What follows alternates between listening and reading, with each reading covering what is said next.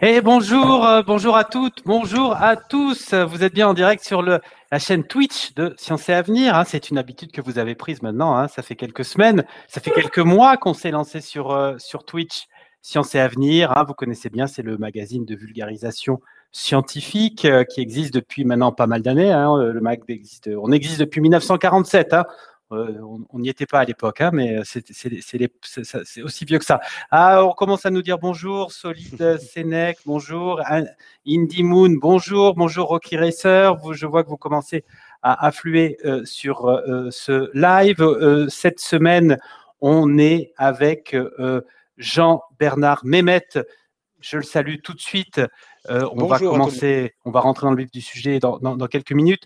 Jean-Bernard, avec vous, on va parler d'épaves sous-marines, puisque vous êtes un expert en corrosion, vous êtes un expert aussi auprès de l'UNESCO sur la question de la conservation de ces épaves. On va en parler.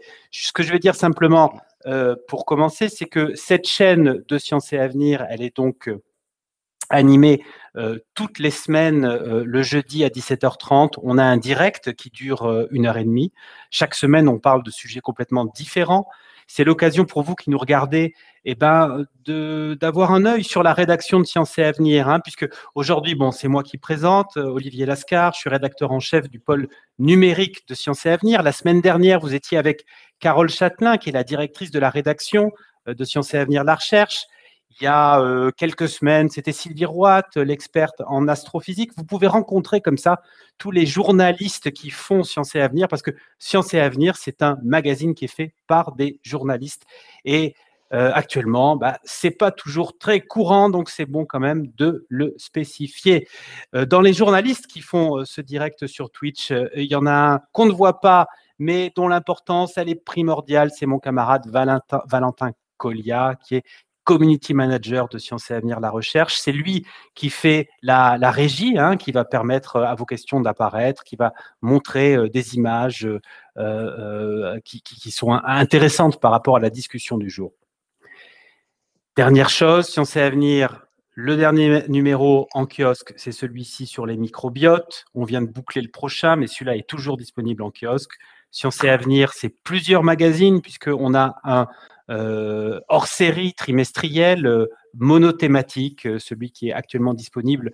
Il fait sa couverture sur le bien manger, qu'est-ce que c'est que la malbouffe et qu'est-ce que c'est que ce qui n'est pas la malbouffe, c'est celle vers laquelle il vaut mieux aller. On a aussi le trimestriel La Recherche qui fait sa une sur la conscience. Mais maintenant, on rentre dans le vif du sujet. Vous avez vu que j'ai mis ma marinière comme, comment elle s'appelle? Oshi, c'est ça? Oshi. J'ai mis ma marinière comme Oshi, c'est parce qu'on va dans l'eau. Il est question d'eau, puisqu'on va parler des épaves sous-marines. Et on va parler de ça avec vous, Jean-Bernard Mehmet. Bonjour. Bonjour à toutes et à tous, et bonjour Olivier, bonjour Valentin également. Alors Jean-Bernard, vous êtes, je l'ai dit rapidement, vous êtes docteur en corrosion marine, vous êtes expert en conservation, restauration auprès de l'UNESCO. Vous êtes co-rédacteur de l'annexe de la Charte internationale des biens culturels maritimes. On va pouvoir expliquer pendant ce direct de quoi il s'agit. Vous êtes aussi cofondateur de la société Acoros, A comme Arles, parce que c'est une société qui est basée à Arles. On remercie d'ailleurs au passage les confrères de la Provence qui ont fait un petit papier sur votre société qui fête ses 14 ans et un petit papier qui annonçait le Twitch de ce soir. Donc peut-être qu'il y a des lecteurs de la Provence qui sont avec nous. Quel plaisir de revoir Jean-Bernard depuis Dieppe, nous dit Odd Pat. On parlera de Dieppe, effectivement. Voilà. Alors, Jean-Bernard, on va rentrer dans le vif du sujet en disant que on s'est rencontrés virtuellement, mais de nos jours, on ne se rencontre que virtuellement. Il y a quelques semaines, peut-être quelques mois, pour les besoins d'un papier qui est publié sur le site de Sciences et Avenir, qui est disponible sur le site de Sciences et Avenir, parce que il y a un musée aux États-Unis du côté de Cape Cod qui avait fait une annonce un peu retentissante parce que c'est un musée qui a été construit autour de la personnalité d'un pirate célèbre qui s'appelle voilà. Comment il s'appelle? Il est tellement célèbre que j'ai oublié son nom. Sam Bellamy, voilà.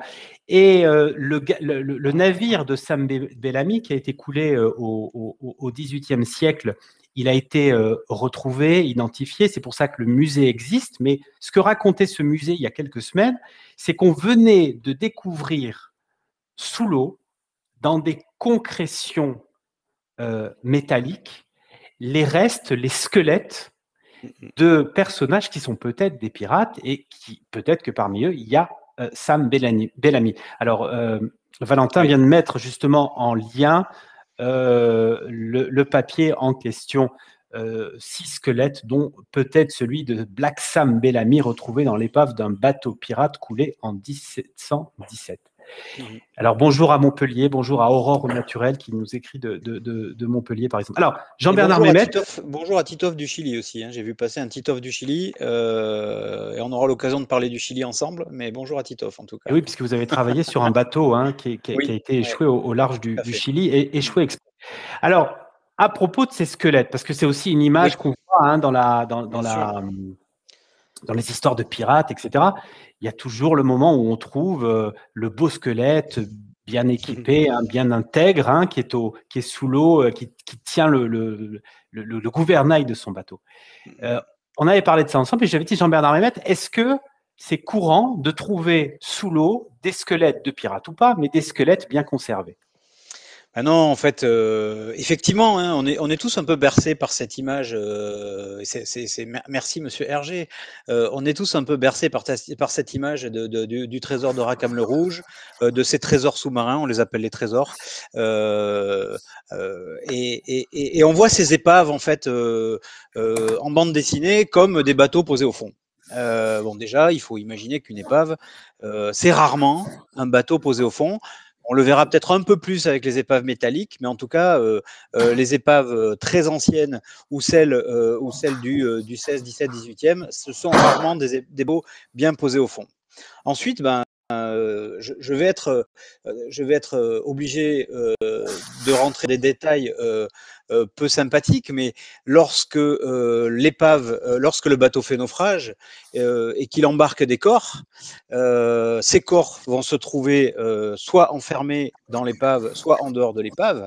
Les corps qui sont en dehors de l'épave, eux, vont petit à petit, au gré du vieillissement des chairs, se démantibuler. Et les ossements, au gré de l'environnement marin, qu'il soit animal ou courantologique, en fait, les corps vont se disloquer. On trouvera rarement des corps sous l'eau.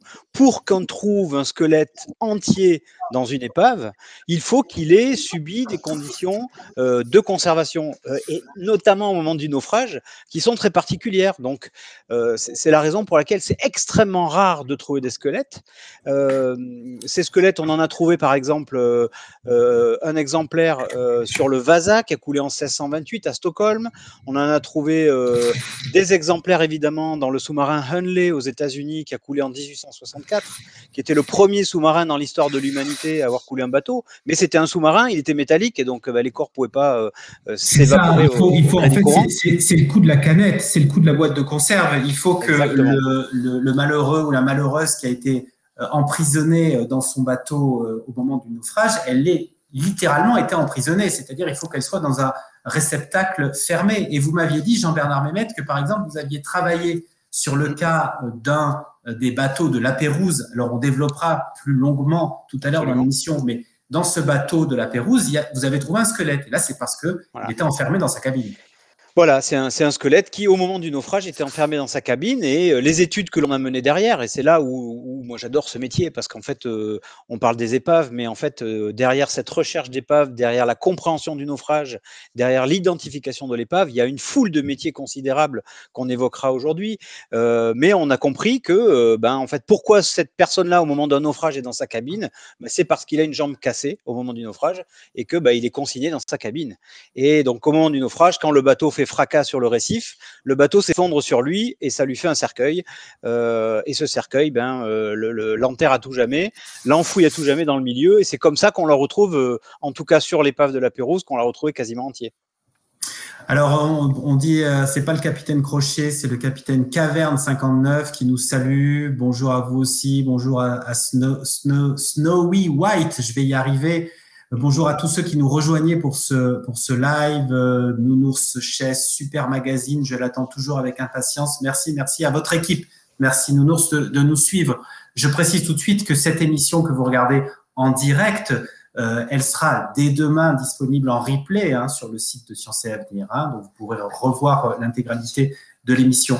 Jean-Bernard Mehmet, on a dit que vous étiez expert en corrosion. Oui. Et ce qui est passionnant aussi avec l'histoire de Sam Bellamy et la potentielle découverte des squelettes au fond de l'eau, c'est que vous m'aviez expliqué que le métal qui peut provenir par exemple d'un canon qui aura été immergé en même temps que le bateau, le métal sous l'eau, il va avoir un comportement qui va le rendre presque vivant et qui va lui permettre d'avaler, d'agglomérer les éléments qui sont autour de lui et donc, pourquoi pas, un squelette, ce qui fait qu'on va pouvoir conserver le squelette. Qu'est-ce que c'est que ce phénomène d'un point de vue physique, d'un point de vue chimique, Jean-Bernard ? Je ne vais pas vous faire un cours sur le métal. Par contre, ce que je veux vous dire, c'est ce dont il faut avoir vraiment conscience quand on parle du métal, c'est imaginer d'où vient le métal. Aujourd'hui, on a un petit peu oublié, en fait, parce que le métal nous entoure, il y en a partout, on l'a un petit peu oublié. D'où vient le métal ? Eh bien, tous les métaux, grosso modo, tous les métaux, à l'exception de l'or, proviennent de minerais. D'accord ? Le minerai, c'est quoi ? C'est de la terre qu'on va trouver dans tel et tel endroit qui sera plus chargé en fer, plus chargé en cuivre, etc., etc. On va la ramasser, on va la chauffer, on va faire ce qu'on appelle un processus de réduction, et à partir de là, on va fabriquer des premiers produits qu'on appelle des loupes, qu'on va transformer ensuite en produits semi-finis, qui ensuite seront également transformés pour faire des produits finis. Ça sera des roues de char, des serrures ou des glaives à l'époque antique, ça sera des canons dans les époques modernes, etc., etc. Bon. Une fois que ce métal est transformé, et c'est en ça qu'on explique effectivement que ce métal est vivant, une fois que ce métal est transformé, il ne va avoir de cesse de revenir à son état naturel.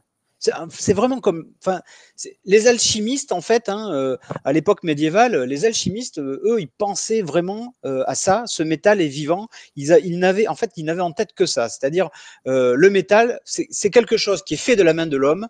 Ça va nécessairement revenir à son état naturel parce que cet état naturel, c'est le plus naturel et c'est surtout le plus stable. Et c'est l'état dans lequel on se sent le mieux. Alors je dis pas que le métal a un cerveau, il faudrait être un peu décérébré pour le dire, mais c'est l'état dans lequel le métal se sent le mieux, et là je l'affirme. Et donc, eh bien en fait, toute sa vie durant, le métal va chercher à revenir à cet état de minerai.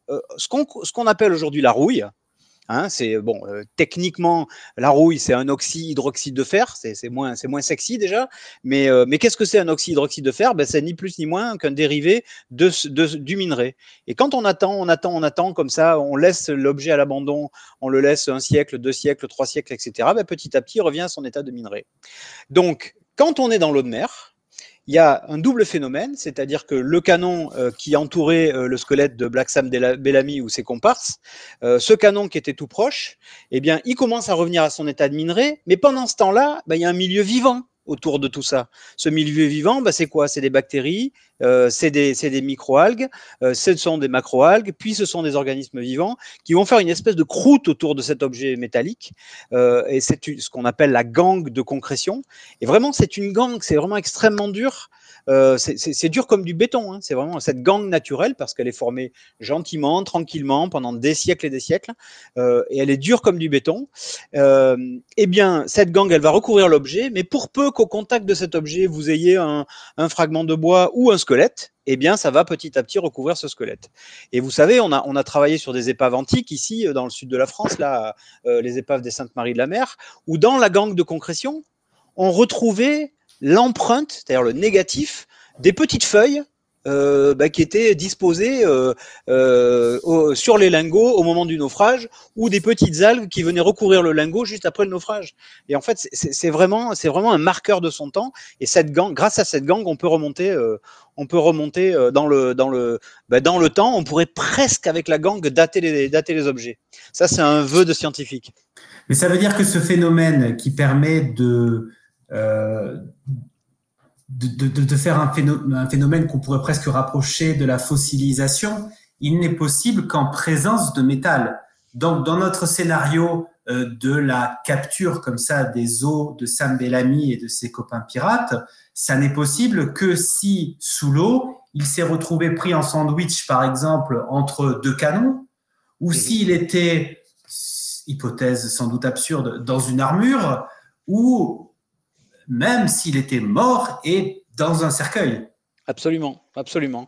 Il y a plus de chances effectivement qu'il ait été au contact d'éléments métalliques et c'est ce qui a clairement assuré sa conservation, hein, vraiment. Vraiment. Alors on salue Jeton Sage, on salue Assirem RDS. On salue Margot et Kevin. Je crois que vous avez des messages personnels, hein, Jean-Bernard Mehmet, hein, de Margot Gris. Rocky Racer pose une question. Est-ce que la détérioration dépend du niveau de salinité de l'eau dans laquelle l'épave se trouve? C'est une super question. Et vaste question. Oui, en quelque sorte. C'est-à-dire que là, il faut que je remonte 2 minutes sur l'histoire de la corrosion. Je vous dis, le métal, il va essayer de revenir à son état naturel de minerai. Ok, bon, mais pour revenir à cet état naturel de minerai, il y a quelques paramètres facilitateurs, accélérateurs de cette dégradation, évidemment, parmi lesquels la quantité d'oxygène dans le milieu, c'est-à-dire en gros, hein, si le métal était une voiture, son carburant serait l'oxygène. D'accord? Donc, si vous arrêtez l'oxygène, on en reparlera tout à l'heure parce qu'il y a des exceptions, mais si vous arrêtez l'oxygène, la voiture s'arrête et donc la corrosion s'arrête. Donc, l'oxygène, c'est le paramètre prépondérant, mais c'est pas le seul. C'est-à-dire que la salinité, oui, le sel présent dans l'eau de mer, va être un phénomène accélérateur de la corrosion. Donc, c'est pour ça qu'il y a, en règle générale, les épaves en milieu marin sont plus, les éléments métalliques des épaves des milieux marins sont plus corrodés que celles des milieux fluviaux ou lacustres. Mais c'est pas tout, en fait, parce que en Méditerranée, en Atlantique, en Manche, en mer du Nord et dans les autres océans, il y aura des différences également liées à cette salinité. Et ce qu'il faut savoir aussi, c'est que la salinité, c'est pas un paramètre à lui tout seul. L'eau de mer et les eaux en général, elles sont conditionnées par globalement 16 paramètres qui sont tous interdépendants les uns des autres. Il y a l'oxygène, il y a la salinité, il y a la chlorinité, il y a le pH, il y a la pression, etc., etc. Donc il y a aussi un effet de la profondeur là-dessus. Hein, c'est pour ça que, par exemple, on a beaucoup parlé ces dernières années du Titanic. Le Titanic, il est très profond, il est à 3600 mètres de fond. Donc, parce que Jean-Bernard, ce qu'on peut dire à propos du Titanic, et ce qu'on dit régulièrement à son propos, c'est que l'épave du Titanic, qu'on imagine tous absolument titanesque, hein, absolument. On se dit, elle est sous l'eau maintenant pour toute éternité. En fait, non, elle se fait boulotter. Par quoi? Pourquoi? En tout cas, dans quelques années, dans quelques décennies, elle pourrait avoir purement et simplement disparu. L'épave du Titanic, elle me fait mentir, parce que je viens de vous dire, plus il y a d'oxygène, plus il y a de corrosion. Or là, je vous dis, à 3500 mètres, il n'y a plus d'oxygène, alors pourquoi elle se corrode? Parce qu'on est dans le milieu vivant, et que le Titanic, alors peut-être certains d'entre vous l'ont vu récemment, il y a un certain nombre de reportages, il y a un certain nombre d'études scientifiques, alors à ceux qui m'entendent, c'est mon rêve d'aller là-dessus, hein, donc, le Titanic, d'aller sur le Titanic. C'est ça. C'est un sponsor qui nous écoute, hein, vous nous envoyez un message. Il y aura un journaliste de Sciences et Avenir pour venir avec Jean-Bernard. Et donc sur le Titanic, on n'a pas d'oxygène, mais par contre on a des bactéries. Et ce sont des bactéries qui évidemment sont plutôt anaérobies, c'est-à-dire qu'elles vivent sans la présence de l'oxygène. Et comme elles sont anaérobies, elles vont se servir de nutriments, d'aliments dans l'eau de mer qui sont différents de l'oxygène, comme l'azote, comme le phosphore, comme le soufre, etc., etc. Et ce sont ces bactéries qui, elles, consomment autant de métal que ce qu'on entend. Alors, les chiffres sont quand même hallucinants. 450 kilos de métal par jour. Enfin, la dernière étude, ça révèle à peu près ça. C'est quoi ça, 450 kilos de métal par jour? C'est la quantité qui disparaît? Voilà. D'après les dernières études en date, le Titanic, il serait consommé, en fait. Donc, le Titanic, c'est quand même, au départ, c'est 50 000 tonnes de métal. Hein. Mais d'après les dernières études en date, tous les jours, le Titanic perd 450 kilos de son métal consommé par l'activité bactérienne. Ouais, c'est hallucinant quand C'est même. dingue, comme C'est dit 450 Anous, kilos. Voilà, Chess. c'est complètement dingue. Ça fait On dit 165 coucou tonnes par an. à Marie de 111 qui nous salue, et puis aussi bonjour aux cousins de Challenge Magazine, hein, qui ont aussi leur chaîne Twitch. Voilà. On peut le mentionner ici, hein, ceux qui suivent la chaîne Twitch de Science et Avenir, ils pourront avoir la curiosité aussi d'aller voir celle de Challenge, c'est le mercredi soir à la même heure. Voilà. Salut le 4e étage, oui.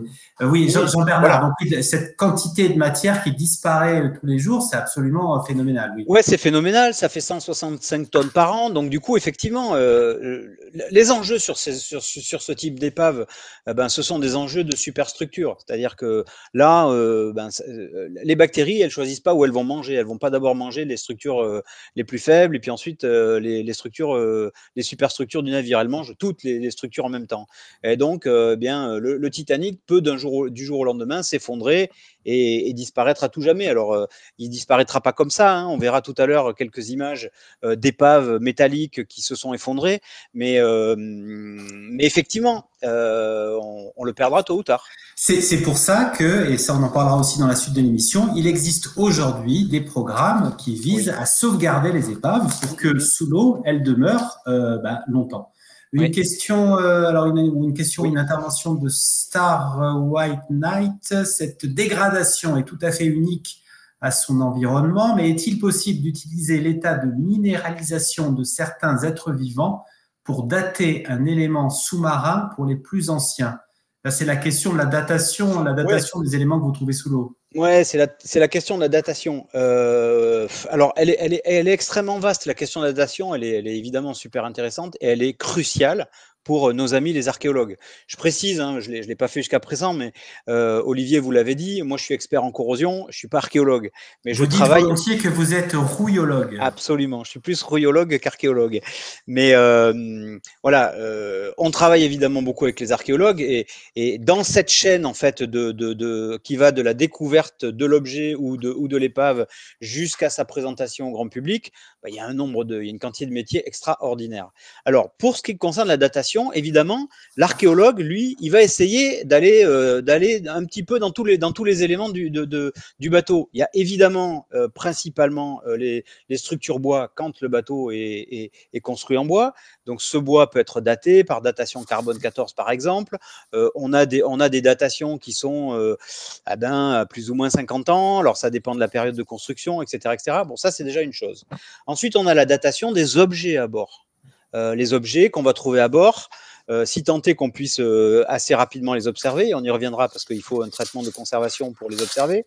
Ces objets à bord, ils ont été produits durant une période donnée. On peut parler aussi bien des monnaies que de la vaisselle de bord, que d'un type de clou quand il s'agit d'un assemblage, etc., etc. Donc c'est un élément de datation également. Est-ce qu'on peut utiliser l'état de minéralisation des êtres vivants? Ça ramène un petit peu, cette question, elle ramène un petit peu à ce dont je parlais tout à l'heure, la gangue de concrétion. C'est-à-dire que cette minéralisation des êtres vivants, on va la trouver dans la gangue de concrétion. C'est pas simple.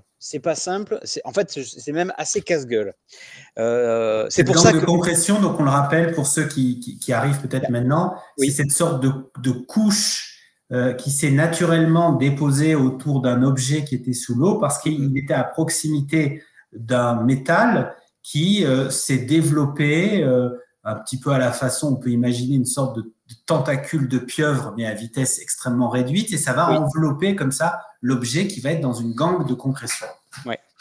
Voilà, c'est ça. Et donc du coup, dans cette gangue de concrétion, voilà, c'est une question. Je disais, c'est une question casse-gueule parce que voilà, on pourrait être tenté de dire, on connaît la vitesse de corrosion d'un métal dans l'eau de mer. Si la gangue de concression fait 2 cm, eh bien alors on a perdu 3 mm. On pourrait être tenté de dire ça. En gros, c'est ça, mais c'est pas toujours le cas.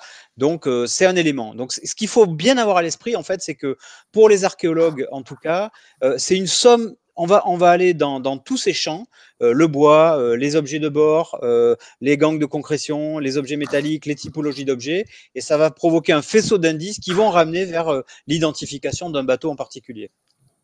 Alors, Oui, allez, vas-y, Jean-Bernard. Oui, Oui. je vois passer une question là de Setchin, pardon. Est-ce que les interventions humaines sur l'épave du Titanic ont pu accélérer le phénomène de dégradation? Sur l'épave du Titanic, pas forcément. C'est un cas un peu particulier. On est très profond. On est 3600 mètres. On va dire l'intervention de l'homme sur le Titanic, déjà, c'est beaucoup autour, c'est peu dedans. Quand c'est dedans, c'est des robots sous-marins qui, jusqu'à présent, étaient filoguidés. Alors oui, évidemment, les fils vont pouvoir toucher des choses, mais bon, globalement, non, c'est pas les 4 interventions, enfin les 10 interventions qu'il y a eu depuis la découverte qui vont faire sa dégradation. Par contre, c'est une véritable question sur les épaves métalliques. On connaît énormément de sites dans le monde, hein. On connaît ce site fantastique en Micronésie, là, des épaves de trucks, où on a des dizaines de bateaux japonais coulés en Micronésie ou dans l'archipel des corons aux Philippines, pareil, une dizaine de bateaux japonais, où là, en fait, on est venu sur le tourisme de la plongée. On est là dans un aspect touristique. Et pendant un certain temps, on a balancé des palanquets de plongeurs dans ces épaves. Et ces palanquets de plongeurs, elles vont émettre, les plongeurs respirent. On émet des bulles et ces bulles vont pouvoir se coincer dans certaines parties du navire et vont pouvoir effectivement accélérer la dégradation. Parce que sous l'eau, il y a de l'oxygène, oui, mais il n'y en a pas autant que dans l'air. Donc quand on balance une bulle d'air qui se coince dans une cavité de l'épave, ça fait ce qu'on appelle une pile d'aération différentielle entre la zone où il y a de l'air et la zone où il n'y a pas d'air, et ça fait une corrosion accélérée. Donc oui, c'est possible, mais pas sur le Titanic, pas trop quand même. Bon, alors là, on est complètement dans la question de la préservation des épaves. Absolument. Et on l'a dit, Jean-Bernard, avec votre société Acoros, vous êtes impliqué dans différents programmes. Il y a un programme qui s'appelle SOS Épave, qui est un programme qui est financé par la France, je crois, par l'ANR, c'est ça, par l'Agence nationale de la recherche. Nationale de la recherche. Alors, bon, j'allais vous dire, quel est l'objet de ce programme? Il est un peu dans le titre, mais enfin, est-ce que vous pouvez nous l'expliciter? Et puis, pourquoi vouloir sauver des épaves, finalement? Donc, on pourrait se dire, c'est jamais que c'est des interventions de l'homme dans un écosystème où il n'a rien à faire, en gros, et donc, ça serait pas plus mal que ça disparaisse. Eh bien, non, en fait. Non, quiconque a mis la palme sur une épave a pu observer que cette épave, c'est devenu une arche de Noé, quoi. Ces épaves, ce sont de véritables arches de Noé sous-marines. Ce sont évidemment des spots de pêche reconnus par les pêcheurs professionnels. Ce sont également des spots de plongée par les plongeurs locaux. Et donc, on ne peut pas nier qu'autour de ces épaves, il y a une activité économique quand même. Il y a évidemment la question, au travers de ce sujet, de préserver évidemment l'histoire, l'épistémologie, c'est-à-dire vraiment les sciences et techniques autour de l'évolution de ces bateaux. C'est un souhait de ce projet, mais c'est pas uniquement le seul. C'est-à-dire que ces épaves, c'est une attractivité économique. 2, évidemment, c'est une source historique et épistémologique énorme. Et enfin, en fait, les épaves, aujourd'hui, elles risquent de nous amener vers des problèmes de pollution, de mini-marée noire, parce que ces épaves métalliques, au bout d'un certain temps, le métal se corrode, se perfore, et ces perforations vont engendrer des libérations d'hydrocarbures, de gaz moutarde ou autres liquides chimiques des épaves des deux guerres, par exemple. Et là, il y a une vraie nécessité d'intervenir pour leur préservation. Alors, on pourrait dire, c'est vrai, on entend beaucoup dire pourquoi on les laisse pas, et puis à côté de ça, on met des récifs artificiels, et voilà. Parlez-en aux pêcheurs, parlez-en aux plongeurs. Autant garder ce qu'on a sous la main. On a des récifs artificiels entre guillemets qui sont complètement viables. On peut très bien les alimenter. Alors le but de ce projet, c'est ça. Donc c'est un projet effectivement qui est financé par l'Agence nationale de la recherche avec 4 partenaires. Il y a un laboratoire d'écotoxicologie de l'université de Pau qui s'appelle l'IPREM. Il y a un laboratoire d'archéomatériaux de prévision de l'altération du commissariat à l'énergie atomique de Saclay. Il y a évidemment l'État sous la forme du DRASM, le département des recherches en archéologie subaquatique et sous-marine, qui est le département du ministère de la Culture en charge de l'inventaire de tous les biens culturels maritimes en France. Et donc, ces 4 partenaires, hein, on l'a compris, il y a une composante culture, il y a une composante corrosion, il y a une composante écotoxicologie et biologie marine. Et on peut se dire, Acoros, ils font quoi là-dessus? Acoros, en fait, nous, on fait la protection de ces épaves par un système qu'on appelle la protection cathodique. C'est un système qui est génialissime et qu'on n'a pas inventé nous. Hein. Ce sont les marins anglais qui l'ont inventé au XVIIIe siècle. Les coques des bateaux étaient en bois. On les couvrait de tôle de cuivre pour que le bois puisse résister plus longtemps à l'épreuve des tarés, qui sont des petites bestioles sous-marines qui vont crognoter le bois. C'est particulier comme nom. Hein, des tarés, ouais, teredos. Et on les cloutait au départ avec des clous en fer. Et puis très vite, les marins anglais, on est à la fin du XVIIe, on est au début du XVIIIe. Très vite, les marins anglais se sont aperçus que ces tôles, elles tombaient au bout de 2-3 mois dans l'eau. Et pourquoi elles tombaient au bout de 2-3 mois dans l'eau? Parce que tous les petits clous en fer étaient bouffés et ces petites tôles en cuivre, les petits clous en fer tenaient les tôles en cuivre. Les clous en fer étaient complètement rongés par la corrosion et les tôles en cuivre, elles étaient d'un cuivre super brillant. Donc ils se sont dit, tiens, il y a quand même un truc un peu bizarre. Donc si on cloute en cuivre sur cuivre, est-ce que ça fonctionne? Oui, ça fonctionne. Donc il y a une réaction entre le fer et le cuivre. Pourquoi il y a une réaction entre le fer et le cuivre? C'est ce qui a donné naissance à ce qu'on appelle aujourd'hui la science de l'électrochimie.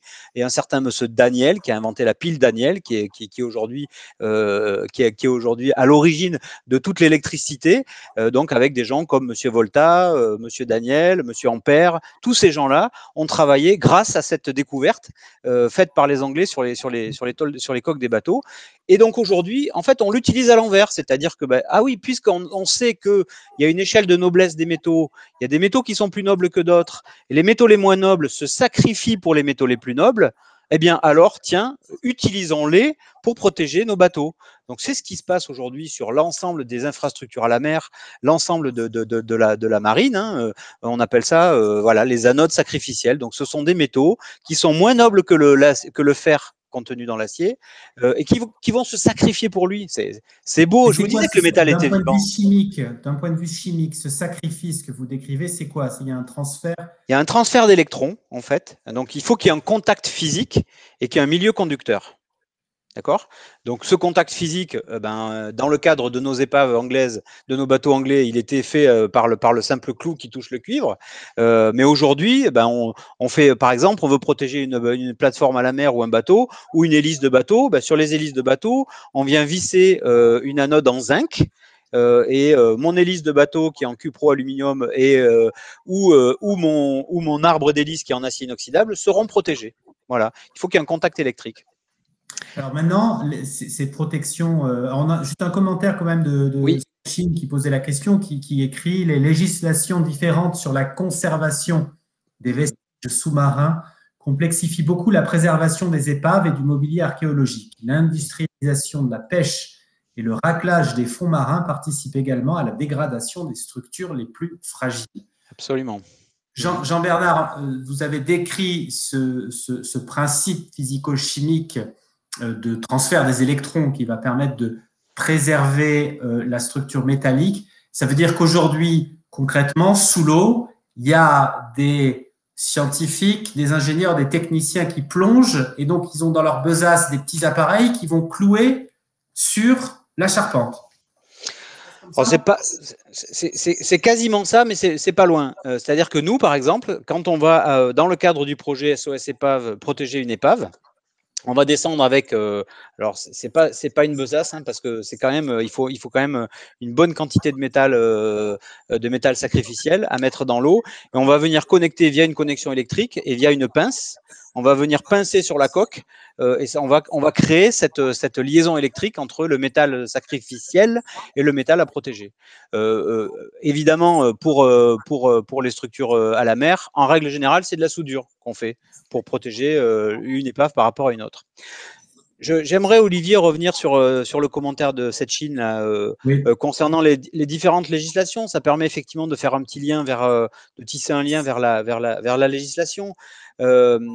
vous avez cité en introduction que j'étais co-rédacteur de la Charte internationale des biens culturels de l'UNESCO. En fait, cette Charte internationale des biens culturels de l'UNESCO, c'est une charte qui définit en fait ce qu'on appelle le droit du pavillon, hein, et qui définit aussi les réglementations dans les États qui ont signé cette charte.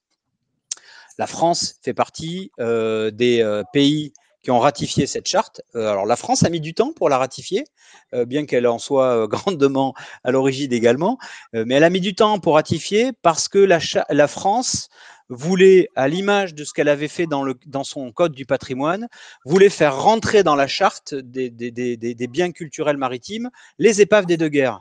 Parce que, vous le savez, est considéré comme archéologique un bien qui a plus de 100 ans. C'est une définition de l'archéologie. Or, les épaves des deux guerres, en tout cas au moment où la charte était en cours de rédaction, elles ne faisaient pas partie de ces biens. Et pour autant, sous l'effet des pillages à répétition, sous l'effet effectivement de la pêche, du raclage des fonds marins aussi, on a nombre de ces épaves qui disparaissaient.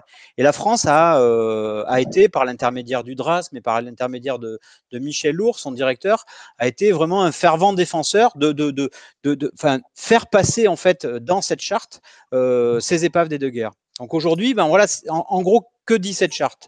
Elle dit dans les eaux territoriales de votre pays, les épaves qui sont découvertes appartiennent à l'État, voilà, au pays, à l'exception des marines de guerre des autres pays.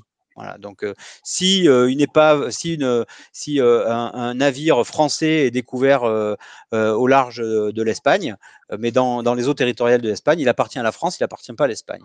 D'accord. Voilà. Donc globalement, ça régit en fait ces échanges-là. Alors après, qu'est-ce qui se passe dans les eaux internationales? Eh bien, là, c'est la question, c'est la question du premier qui arrive, premier qui trouve. Il y a eu quelque temps une sacrée aventure avec la découverte par Odyssée, hein, donc cette compagnie qui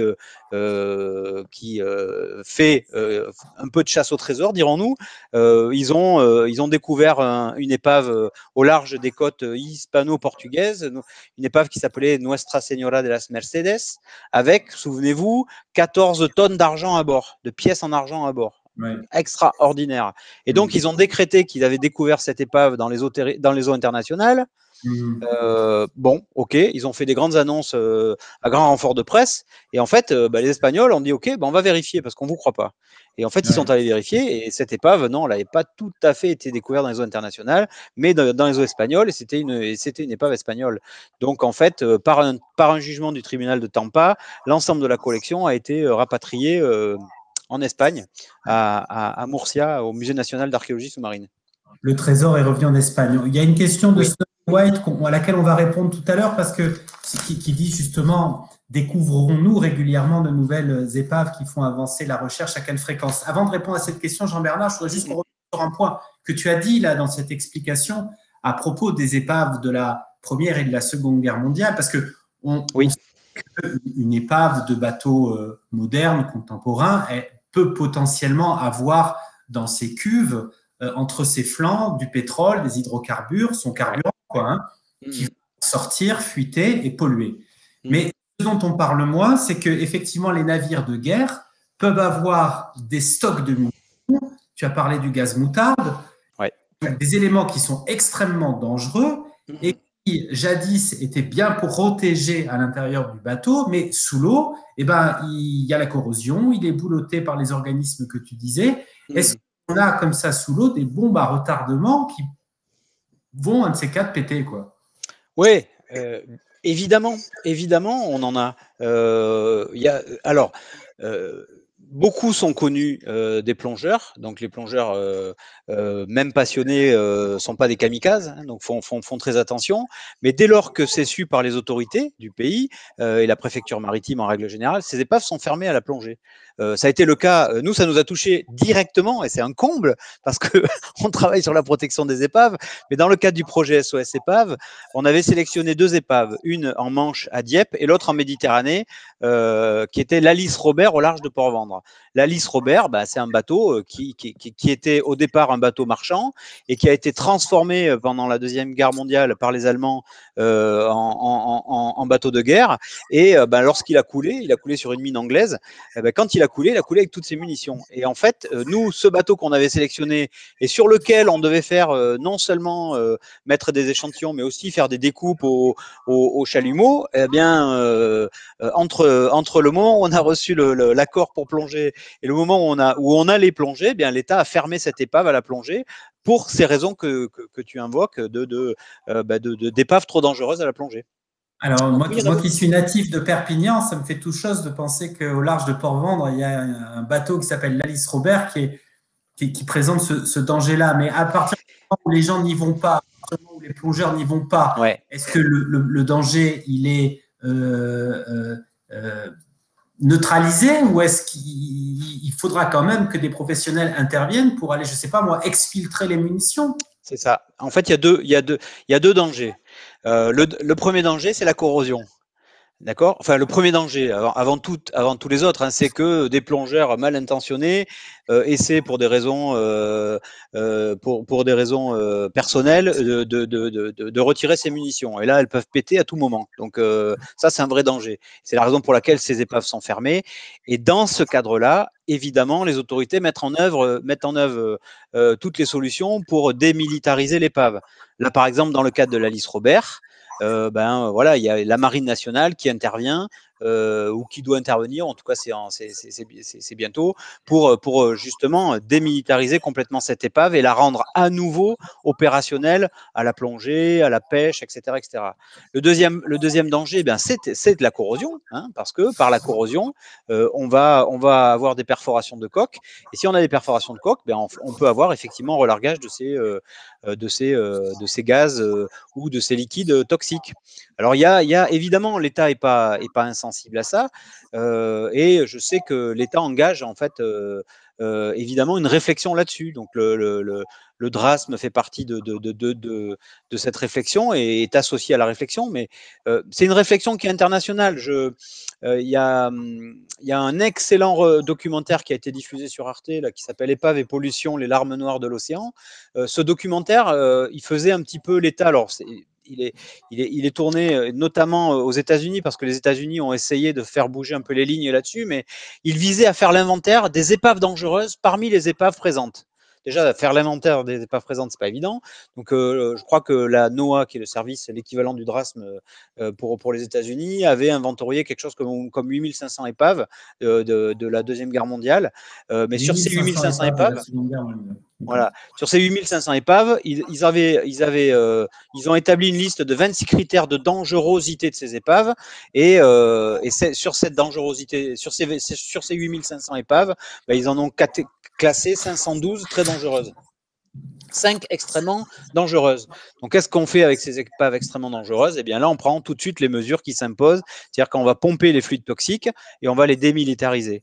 Par exemple, les Norvégiens, eux, ils font ça aussi. Plus sur ces 5 épaves, ces 5 épaves extrêmement dangereuses, tu peux nous en dire un peu plus? Pourquoi une épave extrêmement dangereuse? Il y a quoi à l'intérieur?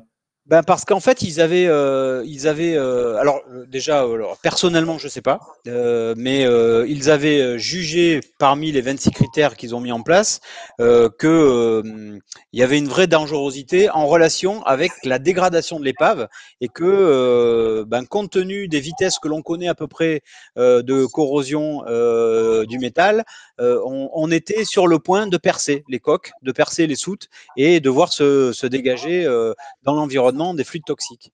Donc on a en fait, je crois qu'on est encore au démarrage d'une prise de conscience. C'est une prise de conscience qui tarde à venir, mais certains pays commencent à actionner des leviers. La France commence également. La majorité des pays, pour l'instant, raisonnent plutôt dans l'idée que il vaut mieux tout de suite dépolluer l'épave, après on laisse faire. Je ne sais pas si c'est possible financièrement, je ne sais pas si c'est possible techniquement. Par contre, ce qui est très très très très simple à faire, c'est mettre l'épave sous protection cathodique, comme on parlait tout à l'heure. Ça, c'est très simple, ça ne coûte pas grand-chose, ça dure 5 ou 10 ans, et au moins, ça permet d'étudier plus sereinement les choses.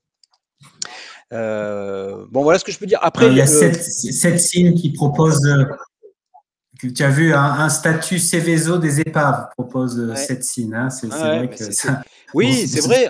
C'est à partir du moment, mais c'est tout à fait juste, à partir du moment où on est d'accord de manière internationale sur l'ensemble de ces critères, des critères qui définissent la dangerosité d'une épave, pourquoi pas effectivement un Céveso des épaves, ou on l'appellerait plutôt Amoco ou quelque chose comme ça. Ou je sais.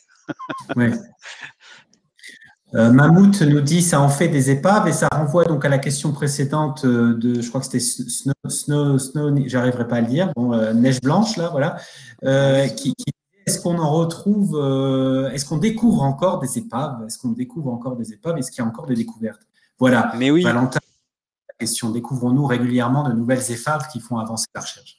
Mais oui, on découvre sans arrêt des épaves et c'est ce qui rend cette recherche un petit peu passionnante. Pourquoi on découvre sans arrêt des épaves? On peut dire, aujourd'hui, en fait, déjà, on estime, selon les chiffres UNESCO, que globalement, il y a une vingtaine de % des épaves dans le monde qui ont été découvertes. C'est un peu bizarre de dire ça parce que on ne sait pas le chiffre exact d'épaves aujourd'hui coulées, mais on sait qu'il y a encore un potentiel de découverte qui est monstrueux. Alors évidemment, c'est une façon de dire qu'il en reste plein, quoi. Voilà, on dit bien que la mer est le plus vieux et le plus grand musée du monde. Évidemment, dans la zone de plongée, on va dire 0,40 mètres, ce pourcentage-là, il est bien plus élevé parce que voilà, c'est une zone qu'on maîtrise complètement en plongée. Au-delà de 40, je dirais même aujourd'hui au-delà de 60, ça commence à être un peu plus compliqué. Et il y en a beaucoup. Après, il y a quand même des découvertes qui sont faites dans des eaux, dans des eaux de faible profondeur, parce que on a des modifications des traits de côte. Vous savez que on a des tempêtes en fait qui sont ces tempêtes qu'on appelait avant centennales, donc qui intervenaient tous les 100 ans. Maintenant, elles sont quasiment décennales. Enfin, elles sont même moins que décennales ces tempêtes. Et ces tempêtes, qu'est-ce qu'elles font quand elles frappent nos côtes? Elles vont faire une espèce de lessivage des côtes, du sable. Elles vont déplacer des masses de sable sur nos côtes. Et donc, en déplaçant des masses de sable, elles vont découvrir, dans certains cas, des épaves. Et donc, on peut découvrir des épaves encore à faible fond après les tempêtes. De la même façon, quand on essaie de contrer ces tempêtes en mettant des amas rocheux, des digues, des pare-vagues, eh bien, on va aussi déplacer des masses de sable au fond. Alors, tout ça, évidemment, s'étudie. On essaie, quand on le fait, de déplacer le moins de sable au fond, mais il n'empêche que, après des travaux sous-marins, on peut arriver là aussi à découvrir des épaves. Donc, on est encore loin d'avoir fait le tour. Je vois qu'Olivier a eu un petit souci, je crois, en fait. Valentin, tu nous entends?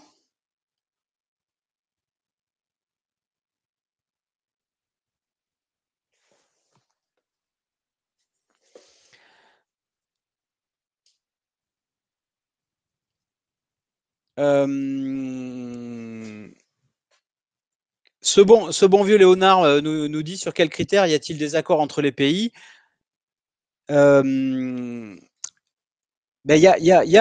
Effectivement, enfin, on peut pas parler d'un désaccord encore. C'est-à-dire que, mais merci de me dire que vous entendiez.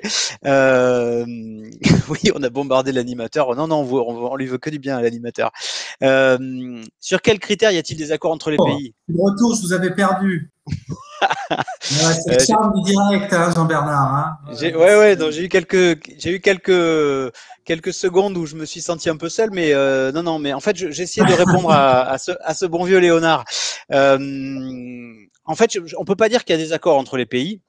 Parce que en fait, il n'y a pas vraiment eu encore de tentative d'accord. C'est-à-dire que pour l'instant, c'est un peu désorganisé. C'est-à-dire que il y a une certaine zone du globe qui part sur un certain nombre de critères. Au travers de l'UNESCO, les réunions commencent un petit peu à remonter de l'information et établir ces critères-là. Donc, il n'y a pas encore de désaccord, mais il n'y a pas encore d'accord total. Donc, c'est en voie, quoi. C'est en bonne voie, on va dire. Aurore au naturel me demande quelle est la plus belle épave, en tout cas celle qui m'a le plus marqué. C'est une drôle de question en fait, parce que en fait, je crois que je les aime toutes en fait, ces épaves. J'ai du mal à dire laquelle. En fait, j'ai un projet moi qui m'a complètement qui a marqué ma vie. Et jusqu'à mes derniers souffles, c'est le projet pour la recherche des épaves de la Pérouse dans le Pacifique Sud, sur l'île de Vanikoro. Parce que quand on tombe dans cette histoire, et on en prend le virus et on le garde jusqu'au bout. Jean-Bernard, il faut Oui. peut-être que tu nous donnes des éléments. Alors, et là, on va rentrer un peu aussi dans des exemples très précis, puisque tu vas nous montrer des photos. Valentin va nous montrer des photos des différents projets sur lesquels tu as travaillé. Il y a la Pérouse. Alors, qui est la Pérouse? Alors, on dit, il y a une phrase que j'aime bien, il paraît que Louis XVI, sur l'échafaud, s'est retourné et a dit « Avez-vous des nouvelles de monsieur de la Pérouse ?» Qui était ce la Pérouse? Ouais, en fait, Jean-François de Gallo, comte de la Pérouse, c'était quelqu'un qui, au départ, enfin, en tout cas sur le papier, n'était pas tellement destiné à être un des plus grands marins que la France ait connu, puisqu'il est né à Albi. Mais en fait, il a dans sa jeunesse été bercé par les récits de son oncle, qui était garde marine. Et en fait, bon, Jean-François de la Pérouse, c'est quelqu'un qui a été, comme je le disais, l'un des plus grands marins de la France. On est au siècle des Lumières. Il a combattu, il a gagné ses lettres de noblesse par son humanisme, parce qu'il a laissé la vie à certains de ces bateaux anglais pris. En tout cas, il a laissé la vie aux Anglais des bateaux qu'il avait pris. Et en fait, il a été désigné par Louis XVI pour faire un tour du monde, une circumnavigation, pour officiellement redessiner les contours du monde marin, qui était assez flou côté français à cette époque du 18e, à cette fin du 18e siècle. Je dis officieusement parce que officieusement,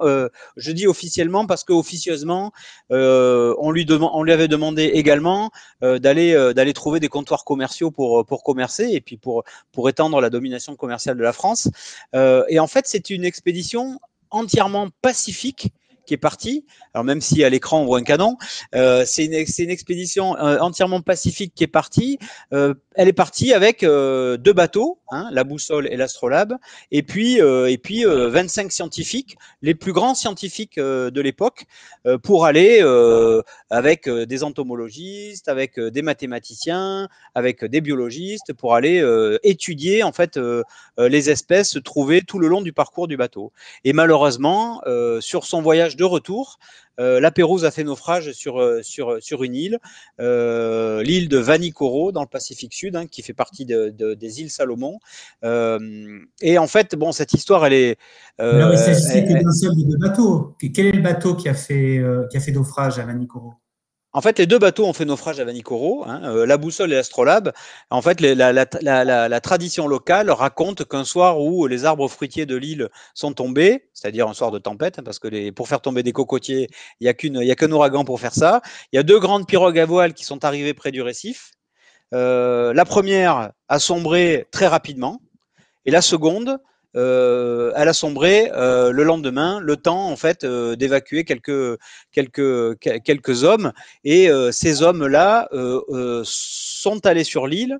Manque de chance, c'est une île anthropophage, donc dans leur malheur, ils ont eu une succession de malheurs, et ils sont restés 6 lunes, et donc 6 mois, et 6 mois plus tard, ils sont repartis. Voilà. Donc c'est une histoire absolument incroyable. La France ont échappé aux cannibales. Pardon ? Certains ont échappé aux cannibales. Certains ont échappé aux cannibales. Aujourd'hui, il y a encore des chances qu'on retrouve en fait traces de ces pirogues qui ont été reconstruites pour repartir, même si ces gens-là ne sont arrivés, en tout cas, nulle part d'une terre dans laquelle on aurait pu les reconnaître. Mais c'est une histoire assez rocambolesque. Et en tout cas, dans le cadre de ces fouilles qu'on a menées là-bas, c'était assez incroyable parce que comme les marins, parmi les marins, il y avait des scientifiques. Ces scientifiques avaient accumulé des preuves scientifiques de l'existence de tel ou tel animal, de telle ou telle plante, etc., etc. Alors autant on n'a pas retrouvé les plantes, mais par contre sur site, quand on a fait la fouille, voilà, on peut se dire une fouille d'archéologie sous-marine, ben voilà, on va fouiller du bois, de l'épave, on va fouiller des objets. Mais là, il fallait aussi qu'on regarde les organismes marins morts au fond, parce qu'ils pouvaient faire partie, des découvertes des scientifiques. On a trouvé par exemple des abalones, qui sont des énormes ormeaux qui viennent d'Australie. Ces abalones, elles n'avaient absolument rien à faire sur l'atoll de Vanikoro. Elles sont endémiques d'Australie, on peut les trouver que là-bas. Donc on sait que ils se sont arrêtés, ils ont fait des découvertes, ils les ont amenés là, de la même façon avec des nautiles, etc., etc. Donc c'est une fouille qui était extraordinaire, vraiment. Alors, cette façon dont tu la racontes, Jean-Bernard, ça passionne nos internautes. Hein. Oui. Star White Knight nous dit une vraie histoire de roman. Coulière, incroyable, c'est passionnant. Lenny 00 alors, nous dit bonjour, merci de nous donner accès à tout cela et de nous partager vos expériences. Alors, j'en profite pour dire deux choses. D'abord, ce direct avec Jean-Bernard Mehmet, qui sera visible à nouveau en replay à partir de demain sur le site de Sciences et Avenir. Et puis, je vous engage tous qui est en train de nous regarder, c'est de vous abonner pour savoir quels seront nos prochains directs, puisque la chaîne de Sciences et Avenir propose un direct toutes les semaines à 17h30 le jeudi sur des thèmes scientifiques. Vous voyez, on parle d'épaves sous-marines.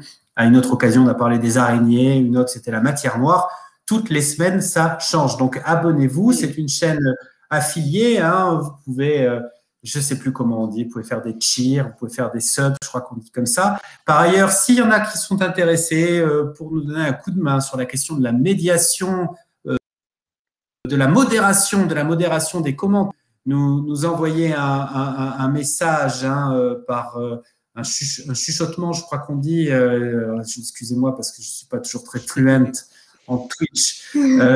En tout cas, Jean-Bernard, là, on commence à voir des photos là, oui. Tu as posé le cadre historique de ce naufrage, mais toi, la façon dont tu es intervenu sur ce projet, scientifiquement, techniquement, quels étaient les objectifs?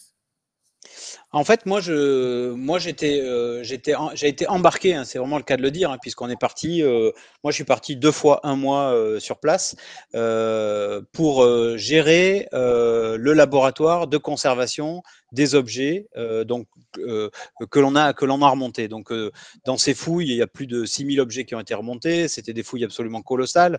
On voit à l'écran un petit canon, hein, donc c'était des petits canons de pont. On voit à l'écran un plongeur qui marche. Ça aussi, c'est intéressant parce que souvent, on imagine qu'on est en plongée avec des palmes, etc. Mais quand on peut poser ses palmes et marcher au fond de l'eau, voilà, on le fait, c'est plus simple. Donc moi mon objectif, hein, et puis ça fait partie de mon métier, mes compétences, c'est d'aider les archéologues à sélectionner sous l'eau les objets à remonter en priorité, parce que sous l'eau, et c'est la raison pour laquelle aussi on plonge, hein, parce que sous l'eau, on est capable déjà de dire, en fonction de l'état de dégradation de l'objet, si cet objet peut être restauré facilement ou pas. Voilà. Donc il y a des objets qui sont complets, c'est plutôt simple, on a envie de les montrer. Donc ça, c'est un dialogue permanent entre l'archéologue, entre le conservateur-restaurateur, et puis plus tard le conservateur de musée.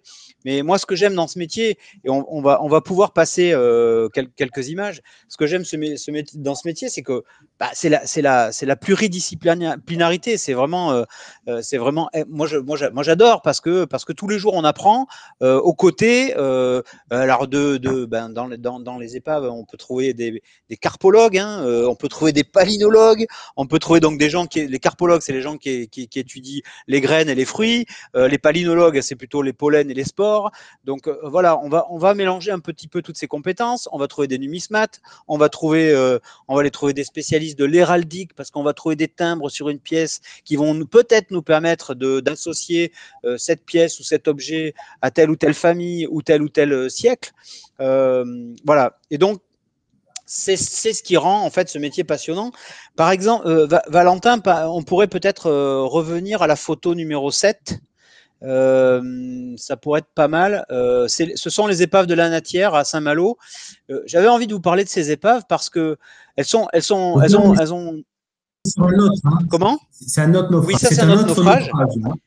Voilà, c'est un autre naufrage. Donc, ce sont les épaves de la Natière à Saint-Malo.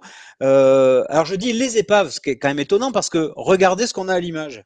On a une crêpe à l'image. Il faut imaginer, hein, par rapport aux propos introductifs, hein, racame le rouge, une épave posée sur le fond. Ben voilà, une épave en bois au fond de l'eau, c'est souvent comme ça. Et là, je dirais même plus, dans ce projet-là, ça a été assez incroyable. L'épave a été découverte en 1995 par des plongeurs que je salue parce que ce week-end ils vont travailler pour nous pour installer une protection cathodique sur une épave. Aujourd'hui c'est Saint-Malo plongée émeraude. Ces plongeurs-là, ils ont commencé par découvrir des plats en étain, de la vaisselle en étain. Ils ont fait le signalement à l'État et l'État a fait des sondages. Et ces sondages ont permis de dire, bah, OK, là, il y a un vrai intérêt archéologique, il y a une vraie découverte archéologique qui est faite. Donc, c'est le rocher de la Natière, c'est entre le port de Saint-Malo et l'île de Cézembre, pour ceux qui connaissent. Donc, c'est vraiment très près du port. Il y a une vraie découverte archéologique, on y va, on fonce. Eh bien, pendant 15 ans, il y a eu des fouilles tous les ans qui ont permis de montrer qu'il n'y avait pas une épave, mais deux épaves corsaires, la Dauphine qui a coulé en 1704 et l'aimable Grenot qui a coulé en 1749. Et quand on le voit à l'image, bah, c'est deux crêpes. C'est comme quand vous êtes à la Chandeleur, vous faites un plat de crêpes, vous les mettez quand elles sont trop chaudes l'une sur l'autre, et au moment où vous allez les manger, elles se décollent pas. Bah, c'est pareil. C'était le coup de bol, quoi. Ouais, c'est un coup de bol, mais après pour les archéologues, c'est sacrément complexe parce que on va faire ce qu'on appelle un carroyage, on va faire des carrés d'1 mètre par 1 mètre. Dans ces carrés de 1 mètre par 1 mètre, on va inventorier les objets. Et on va trouver des objets antérieurs à 1704, on va trouver des objets antérieurs à 1749, mais postérieurs à 1704. Et là, c'est un casse-tête infernal pour les archéologues.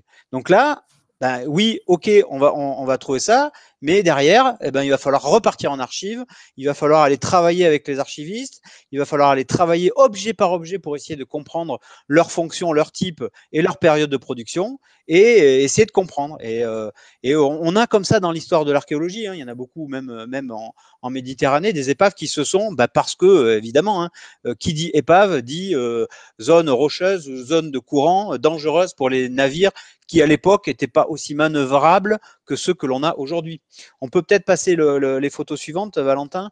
Alors, une précision pour LS Maple qui dit qu'est-ce qu'une protection cathodique. Ah oui. Alors LS Maple, on a expliqué hein, quel était ce dispositif physico-chimique qui permet, il faut câbler, hein, il faut plonger, il faut déposer du métal et le brancher au métal de l'épave. Alors Jean-Bernard explique ça. Oui. Tu pourras revoir ça dans le replay de l'émission qui sera disponible sur le site dès demain. Qu'est-ce qu'on voit sur cette image, Jean-Bernard? Voilà. Donc sur cette image, ben en fait, en gros, c'est la continuité de l'image suivante, c'est-à-dire que les archéologues sont passés par là, le travail est fait, on est sur le pont du bateau. Enfin, c'est absolument incroyable. Là, on y est, quoi. Et donc, on voit cet archéologue au travail. Les objets ont été inventoriés, photographiés sur place, prélevés, conditionnés et partent ensuite au laboratoire pour le traitement. Donc ensuite, la photographie suivante, donc qui est la photographie 9. Là aussi, on a ce travail minutieux des archéologues qui vont. Alors là, on a par exemple un tonneau qui est découvert. On voit ces douelles des tonneaux qui sont marqués une par une parce que sous l'eau, évidemment. C'est incroyable, hein, parce qu'on imagine qu'il fait un froid de canard. Enfin, c'est vachement compliqué, non? On voit la couleur de l'eau. Hein. On est dans du vert sombre en haut à gauche de la photo. C'est du vert sombre. Il faut des spots pour travailler.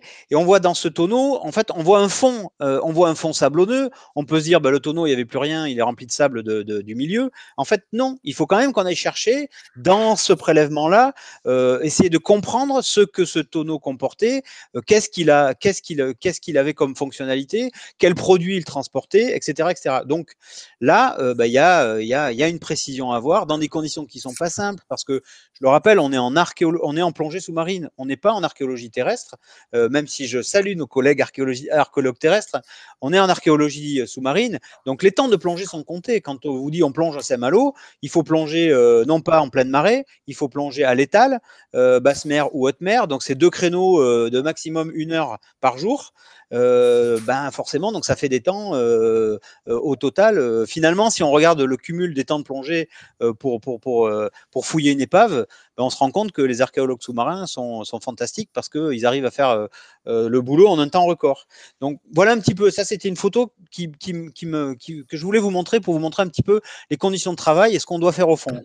La figure suivante, en fait, la photo 10, là on va rentrer un petit peu plus dans le détail de mon boulot, mais du diagnostic. Donc là vous avez à l'image, vous êtes où? Vous êtes à l'hôpital. D'accord? Donc le travail de l'archéologue et du conservateur-restaurateur derrière, c'est un vrai travail de médecin. On va faire de la radiographie, comme vous avez à l'écran, on va faire de l'endoscopie, on va faire de la biopsie, c'est-à-dire qu'on va aller prélever des échantillons et dans ces prélèvements d'échantillons, on va essayer d'en comprendre la nature.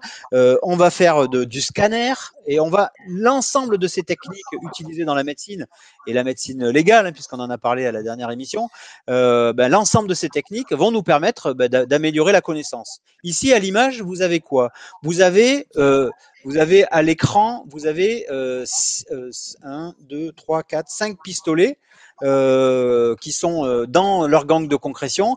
Et vous voyez des gros points blancs au milieu de ces pistolets. Tout à l'heure, hein, les gangs de compression, voilà. Ça aussi, voilà, ça pourrait être vu dans le replay de l'émission. Voilà, c'est ça. Dans ces gangs de concrétion, voilà, sous la gangue de concrétion, on voit rien. Donc, pour bien voir, on fait de la radiographie. Et qu'est-ce qu'elle nous dit, cette radiographie ici? Elle nous dit, tiens, les pistolets, il y a des gros points blancs au milieu. Ces gros points blancs, ce sont des balles de plomb. Ok? Donc, ces pistolets. Moi, je pensais que c'était presque des ajouts sur les images. Non, c'est vraiment. On pourrait penser que c'est une pastille qu'a ajouté l'archéologue en disant tiens, ça c'est le pistolet numéro 1, ça c'est le pistolet numéro 2. Non, non, non, non, ce sont des plombs. Donc ces pistolets étaient chargés. Et donc là, du coup, on peut basculer à la photographie d'après, qui est la photographie 11. Où là, on va voir le travail du restaurateur. Et je salue mon collègue Gilles Baron là, du laboratoire Arcantique à Nantes, où là, on a un canon qui vient de la Natière aussi, qui a été confort ensuite à la sortie de la fouille pour enlever la charge. Donc, les canons, comme les pistolets, étaient chargés. Et aujourd'hui, on sait évidemment que ces navires naviguaient toujours canon chargé. Et il y avait une simple tape avec un chiffon qui permettait d'éviter que la charge explosive ne s'humidifie et qu'on puisse aller au combat le plus vite possible. Hein, vous savez l'expression branle-bas de combat. D'où elle vient? Elle vient de le branle, c'était quoi? C'était le hamac qui était tendu dans l'entrepont du navire pour que les marins se reposent. Hein, donc branle-bas de combat, ça veut dire quoi? Ça veut dire tu mets ton hamac par terre et tu pars au combat. Voilà. Bon, mais tout ça, voilà, tout ça, on le découvre dans ces actions qui sont là, pour le coup, c'est une pure action de conservation. Cette charge, il faut qu'on l'enlève. Elle peut demeurer explosive. Alors, on peut imaginer quand même qu'après 300, 400 ans passés dans l'eau, l'explosivité de la charge, pas tout à fait, mais il y a des cas où ça a explosé. Donc, on voit que comme d'habitude, nos internautes sont très bien renseignés. Hein. Cette signe, une question tout à l'heure, un des canons de la Natière très difficile à déplacer a fait l'objet d'un traitement électrolyse à distance. Et je vais laisser M. Mehmet expliquer ce qu'est l'électrolyse. On revient sur nos histoires de protection cathodique, là, non? Merci de me laisser lâchement expliquer ce que c'est l'électrolyse. En fait, c'est les balbutiements de l'électrolyse et de cette science qu'on appelle l'électrochimie. C'est ce que j'ai expliqué tout à l'heure sur les bateaux anglais. C'est-à-dire, vous mettez l'électrolyse, c'est quoi? C'est pour faire de l'électrolyse, il faut un électrolyte, de l'eau en règle générale, conducteur de l'électricité. Donc électrolyte et électricité. Donc l'électrolyse, c'est une technique qui permet en faisant passer un courant électrique dans un milieu conducteur d'électricité, de produire des réactions chimiques à la surface d'un métal, conducteur lui-même d'électricité. Parmi ces réactions chimiques, eh bien, on va par exemple extraire le sel de ce métal, ou on va par exemple former des petites bulles qui vont permettre d'extraire la gangue de concrétion, de casser la gangue de concrétion de ce métal. Voilà. Alors, il se trouve que Monsieur Setchin est bien informé, puisque la Natière a été effectivement, enfin, ces canons de la Natière, sous mon impulsion, ont été les premiers canons qui ont été traités à distance dans un traitement qu'on a inventé lorsque j'étais à Arcantique à l'époque, qui permettait de mettre en place une électrolyse, donc de l'électricité autour du canon pour faire sortir la gangue de concrétion et sortir les sels, et de le piloter depuis mon bureau à Nantes à l'époque, à distance, par Internet. Alors aujourd'hui, ça fait un peu rigoler, mais c'était il y a 20 ans, en arrière. Et donc, c'était les balbutiements d'une technique qui aujourd'hui est plutôt développée, et cette technologie est vendue dans le commerce sous le nom de Kraken. Kraken, voilà. Comme sympathique dragon. Absolument. Parce que l'heure avant, je vois, il y a un commentaire, je crois que c'est ce bon Léonard qui dit « ça me fait penser aux épaves grecques ». Alors, ça nous fait une transition toute trouvée pour certains bateaux particulièrement anciens sur lesquels tu as travaillé, puisqu'il y a des bateaux qui datent de l'Antiquité romaine, des bateaux qui ont été retrouvés dans le Rhône. Et au début, on n'a pas trouvé grand-chose, je crois, en 2004, quand on commence à faire la découverte. C'est quelques planches qui affleurent au fond du Rhône. Oui, alors effectivement, bon, on peut remonter dans le temps. Là, on était plutôt sur les époques modernes. On peut remonter dans le temps, et puis du coup, je vais engager Valentin à remonter à la photo numéro 1, et on va parler comme ça de l'épave antique découverte à Arles, qui s'appelle l'épave Arles-Rhône 3. Donc, au passage, on voit les conditions de travail des archéologues. On est quasiment dans un là, et encore cette année-là, le Rhône n'a pas été trop capricieux, et donc la visibilité était plutôt bonne. Évidemment, donc moi je suis un rouillologue, je suis un spécialiste du métal. Donc les épaves antiques et antérieures, parce qu'on a commencé à naviguer à l'âge du cuivre d'abord, et puis ensuite à l'âge du bronze, et puis à l'âge du fer. Et au fil des époques, on a construit des navires différents. Enfin, là, on peut avoir une petite pensée pour les spécialistes des bateaux cousus. Au départ, pour construire un bateau, on cousait en fait des planches de bois entre elles. On les calfatait avec effectivement de la résine de pin, etc., etc. On les calfatait, et on naviguait comme ça. Et puis petit à petit, on s'est amélioré dans la construction navale. On a commencé à faire des assemblages bois-bois. Et puis, on est petit à petit arrivé aux assemblages bois et fer. Donc là, l'épave qui est à l'écran, qui est le chaland Arles-Rhône 3, c'est une épave qui est majeure. Je vous engage à venir la visiter au musée départemental de l'Atlantique à Arles. C'est une épave qui fait 31 mètres de long, 3 mètres de large, et qui est, on le verra tout à l'heure, complètement reconstituée. Mais pour sortir un bateau comme ça, il a fallu faire preuve d'une sacrée ingéniosité. Dans l'histoire de l'archéologie sous-marine, il y a quelques bateaux qui, comme ça, ont été sortis en bloc et restaurés. Et on pense, pour ceux qui le connaissent, notamment au Vasa, dont j'ai parlé tout à l'heure, qui est un bateau qui est une histoire dingue, qui a coulé en 1648 à Stockholm, qui était le bateau du roi.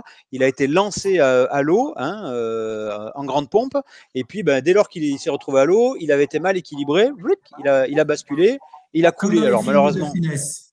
Ouais, c'est ça. Malheureusement, il a fait des morts. Mais ce bateau a été découvert en 1975. Il a été renfloué en 1999 et il a été renfloué en 75 et ensuite jusqu'en 1999, il a été traité. Alors, juste un petit aparté sur le bois. Je suis pas un spécialiste du bois, mais il faut dire quand même quelque chose. Souvent dans l'eau, le bois que l'on trouve peut être, il est de bon volume, il est de bonne forme, contrairement au métal qu'on voit très corrodé. Le bois, lui, on le voit toujours en bon état. Mais il faut savoir une chose, c'est que la dégradation du bois, elle est liée à l'hydrolyse des fibres de cellulose. C'est-à-dire que le bois, il apparaît comme ça, bien traité, mais si on met le doigt, des fois, le doigt peut traverser le bois. Donc, pour traiter le bois, c'est pas pour si on le sort de l'eau et qu'on ne fait rien, ce bois, il va complètement exploser, il va complètement se déchirer. C'est exactement ce qu'on voit sur les bois flottés quand on va ramasser des bois flottés sur la plage. C'est exactement ça. Donc pour traiter le bois, on le sort, on le remet dans de la flotte, et puis on va faire des traitements, des traitements notamment à base d'alcool, qu'on appelle le polyéthylène glycol en particulier. Et donc, il faut traiter dans des enceintes, dans des autoclaves, c'est des techniques assez importantes. Alors, quand on découvre une épave qui fait 31 mètres de long, il n'y a pas d'enceinte au monde. Jean-Bernard, on a fait ce passage par le Vasa pour dire que dans certains cas, c'était facile de sortir. Oui. Le bateau pouvait être remonté presque tout d'un bloc. Juste entre parenthèses, je remercie ce bon vieux Léon. On l'a écrit, Valentin l'a écrit à l'écran, mais merci à lui. Donc le Vasa, on le sort d'un seul temps. Là, dans le cas du chantier sur le chaland romain découvert dans le Rhône, c'était pas le cas. Le bois, il était cassant comme du verre. Ouais, le bois était cassant. Et alors, du coup, ce Vasa dont je parlais, il a fallu 25 ans pour le traiter quand on l'a sorti en bloc. Parce qu'on l'a mis on a créé un musée, en fait, en gros, on a créé une enceinte autour du Vasa, on l'a aspergé pendant des années de polyéthylène glycol, et une fois qu'on a jugé que tout ce polyéthylène glycol avait bien consolidé les fibres de cellulose, alors on s'est mis à le sécher doucement, tranquillement, pour qu'il présente une belle forme. Sauf que, qu'est-ce qui s'est passé dès l'ouverture du musée au public, en fait, on s'est aperçu que des bactéries, encore elles, avaient survécu non seulement au naufrage, mais aussi au traitement. Et en fait, ces bactéries ont commencé à travailler notamment sur les morceaux en fer qui avaient été rajoutés pour le consolider. Et on a fait comme ça de l'acide sulfurique, et le Vasa a été menacé pendant quelques temps d'autodestruction par ces bactéries. Donc, quand cette épave à Rhône 3 a été découverte, on s'est dit, mais comment va-t-on faire ? On n'avait pas le temps, d'une part, alors ça c'est des questions financières et politiques, on n'avait pas le temps d'attendre 25 ans que le bateau soit traité sur le quai. Donc on s'est dit, pour faire ça, et la France a pris cette décision-là, et c'est une sacrée décision qui va un peu à l'encontre des règles déontologiques qui disent, en gros, il faut toucher le moins possible les objets. Là, on a un bateau de 31 mètres de fond. Qu'est-ce qu'on a fait ? On a pris le bateau, on l'a découpé en 11 tronçons de 3 mètres, donc 10 de 3 et puis un peu plus court. Et puis, on a sorti chacun de ces tronçons. Donc là, Valentin, tu peux peut-être nous passer la photo numéro 2. Donc là, c'est une photo où on voit un scaphandrier qui découpe en fait planche par planche. Ça fait mal au cœur, je peux vous dire. C'est un bateau romain. C'est un bateau du 1er siècle après Jésus-Christ. Donc quand l'archéologue... La relève de la peste dit question étrange, comment on découpe un bateau. C'est littéralement à coup de scie, là, comme on le voit sur l'image. En fait, là, on peut le découper de différentes manières. Attention, c'est seuls les archéologues qui peuvent faire ça. On peut le découper à la tronçonneuse, c'est pas très très joli, et le résultat est pas terrible. Donc là, pour conserver le plus possible, en tout cas pour moins le dégrader, ça s'est fait à la scie pendant des heures et des heures et des heures. Donc là, on voit un archéologue qui découpe à la scie, et donc ils ont fait 11 tronçons. Donc attention, c'est un sacré boulot. Et ensuite, donc photo suivante, s'il te plaît, Valentin. Ensuite, chacun de ces tronçons a été mis dans un espèce de cercueil d'acier, remonté à la surface. Et là, on peut voir également la photo suivante. Il a été remonté, puis il a été relevé. Donc, on voit le plongeur au premier plan et le morceau d'épave au deuxième plan. Et sur le quai, il a été démonté. Et ensuite, le travail de restauration a commencé. Donc, comme on va le voir sur la photo suivante. On dirait les cages anti-requins qu'on voit dans les dents de la mer. Ouais, c'est ça. Donc là, on voit un travail qui est fait sur la proue du bateau. Alors là, on a passé beaucoup de temps parce que on a démonté planche par planche, on a enlevé clou par clou, et puis ensuite, ça a été à part sur ce fragment qu'on voit là. Ensuite, ça a été remonté pour être exposé au musée. On va le voir sur la photographie suivante, le résultat. Donc on voit là donc l'épave, le bateau tel qu'il est présenté aujourd'hui au grand public, au musée de l'Art Atlantique, dans toute sa grandeur, dans toute sa splendeur. Donc c'était un chaland. On voit au premier plan un mât qui était un mât de halage. Donc ces bateaux, on les halait pour qu'ils remontent le courant, et ensuite ils descendaient le courant tranquillement et à la voile. Oui, ça a pris un temps fou. Un temps fou, dit la relève de la peste. Oui, ça a pris un temps fou, mais on peut dire quand même que c'était aussi un temps record, c'est-à-dire que ça a pris 3 ans, l'ensemble de l'opération a pris 3 ans, là où d'autres opérations avaient pris 15 ou 25 tronçons. Et oui, sur la photo, on voit les 11 tronçons, ils sont reconstitués. Alors évidemment, quand on met le nez dessus, on les verra d'un peu plus près, mais il est vrai que il y a 11 tronçons qui ont été reconstitués et qui sont présentés en fait au musée. Voilà. Choura 70 dit qu'il y a un super reportage à la TV. C'est peut-être le. Ouais. À quoi Oui, en fait, si vous tapez Arlron 3 sur les réseaux, vous allez trouver des reportages effectivement sur ce bateau. Et c'est vraiment un bateau effectivement, comme le dit Rock Fripp, c'est un bateau complètement magnifique parce qu'il il est rarissime. Il est de du 1er siècle après Jésus-Christ. C'est un travail qui est remarquable. Et là, je veux saluer en fait tous les archéologues, enfin toute la chaîne finalement, la chaîne de décision entre les archéologues, les conservateurs-restaurateurs, les conservateurs de musées. Vraiment, c'est un boulot exceptionnel. Un dernier sujet que j'aimerais aborder avec vous, c'est effectivement le temps tourne. Oui. Il y a un sujet qui me tient également à cœur. C'est un sujet au Chili. On va essayer de se déplacer un peu. On a vu un bateau antique. Donc, ce bateau antique, je l'ai pas dit, mais j'ai juste dit qu'on avait enlevé les clous. Mais c'était un bateau, donc, coque-bois qu'on cloutait. Ensuite, on a vu tous ces navires, la Natière, la Pérouse, etc., qui sont des navires également bois cloutés. Donc là, on était au 18e. Là, on était au 18e. Et quand on passe au 19e, donc là, je vais demander à Valentin d'aller à la photo, voilà, numéro 15, et la photo numéro 16 directement également. On part sur ces bateaux qui sont des clippers. Et là, je fais un petit coucou à Titov qui nous a salué en début de programme.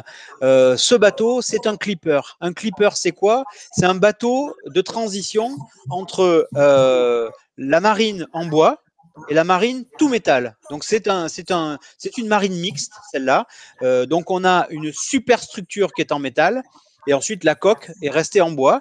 Et sur cette photo-là en particulier, si vous observez attentivement au ras de l'eau, vous voyez une ligne jaune en fait juste au-dessus de l'eau. Cette ligne jaune, c'est quoi? Eh bien, c'est le cuivre. C'est le cuivre que les Anglais mettaient sur leur coque pour éviter que les tarés ne la mangent. Donc, on rappelle que ce sont des petits mollusques, hein, c'est pas oui, pas les Anglais. Et alors, ce bateau, il est extraordinaire parce que, évidemment, alors, dans un sens, il court un peu à la perte puisque c'est le début du grand capitalisme. On commence à vouloir naviguer plus loin, à ramener plus de marchandises, et donc c'est la route des Indes en fait, ces clippers. C'est tous les grands voiliers 3-4 mâts de la route des Indes. Celui-là, il est particulier. Pourquoi? Il a été construit en 1869. Il a une coque qui est en fer pudelé. Le fer pudelé, c'est l'ancêtre de l'acier. C'est ce que vous avez sur la Tour Eiffel, par exemple. Eh bien, d'abord, c'est l'un des premiers bateaux construits en fer pudelé dans le monde. Ensuite, c'est un des premiers bateaux qui a fait l'objet d'une campagne de contrôle parce que les Anglais avaient l'habitude d'aller dans le détroit de Magellan, entre le Chili et l'Argentine, pour aller ramasser du salpêtre et le ramener en fait en Angleterre. Salpêtre pour la poudre de canon, voilà. Et il y a nombre des bateaux qui arrivaient dans le détroit de Magellan qui ne revenaient jamais. Et ils se sont dit, mais attends, on a un problème, soit on est nul en construction navale, soit ce détroit de Magellan, il est particulier. Donc, on va créer un organisme pour contrôler ces bateaux à coque mixte, métal-bois. Et donc, ce bateau-là, c'est un des premiers bateaux qui a été contrôlé par la Lloyd's, qui est aujourd'hui cette grande compagnie d'assurance et de contrôle de la navigation. Et ce bateau, il a aussi une particularité, j'en terminerai là sur cette histoire, en tout cas de l'ambassadeur, il a aussi une particularité, c'est qu'à la fin de sa carrière, en fait, il a été amené sur un ponton à Punta Arenas, à l'extrême sud du Chili, et ça a été le point de départ d'une aventure magistrale au Chili.